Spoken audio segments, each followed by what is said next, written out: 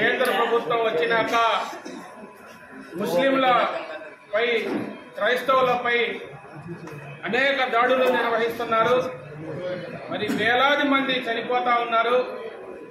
ఆ వేలాది మంది చనిపోయిన వారికి ఈ దక్షిణ భారతదేశంలో ఉన్న రాజకీయ పార్టీలు వైసీపీ పార్టీ వాళ్ళకి మద్దతు ఇస్తా ఉన్నది.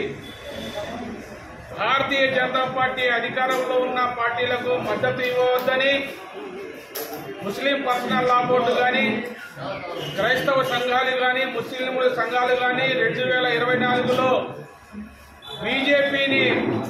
బీజేపీ యొక్క మద్దతు ఇస్తున్న పార్టీలను కూడా ఓడించాలని నవరంగ్ కాంగ్రెస్ పార్టీ డిమాండ్ చేస్తా ఉన్నది.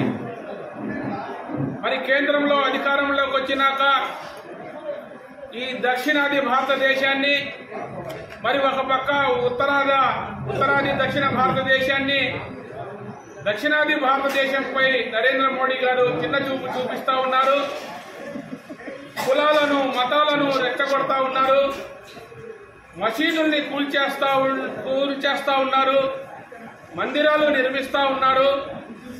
నోరు విప్పితే షూట్ అండ్ షాట్ ఆర్డర్లు ఇచ్చి బుల్డోజర్ వ్యవస్థ తెచ్చి ఇళ్లను కూల్చేస్తా ఉన్నారు. భారతీయ జనతా పార్టీ అధికారంలో ఉన్న రాష్ట్రాల్లో, ఈ దక్షిణాది రాష్ట్రాల్లో భారతదేశంలో ఉన్న రాజకీయ పార్టీలను విజ్ఞప్తి చేస్తున్నాను.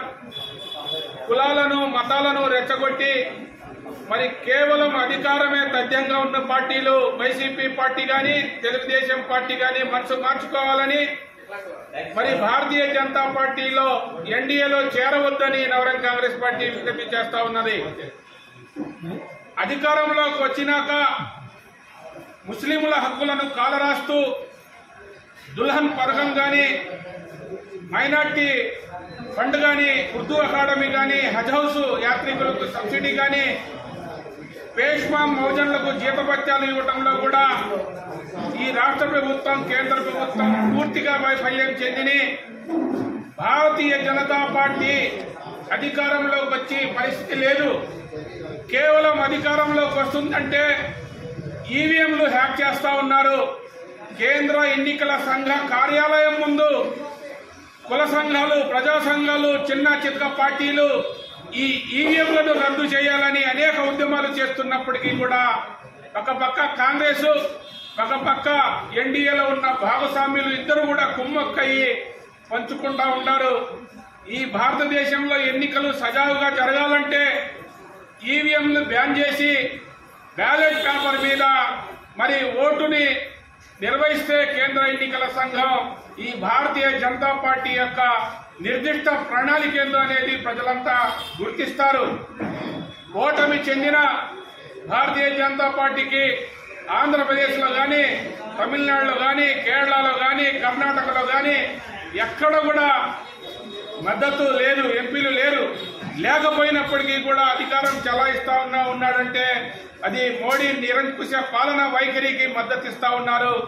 కేవలం కేసులకు భయపడి జగన్మోహన్ రెడ్డి గారు, అదేవిధంగా ఇప్పుడు కొత్తగా ఎన్డీఏలో చేరాలని చంద్రబాబు నాయుడు గారు మనసు మార్చుకోండి. గత ఎన్నికలలో భారతీయ జనతా పార్టీకి ఆంధ్ర రాష్ట్రంలో వచ్చింది కేవలం 3 లక్షల ఓట్లు మాత్రమే. జనసేన పార్టీకి 17 లక్షలు ఓట్లు వచ్చినాయి.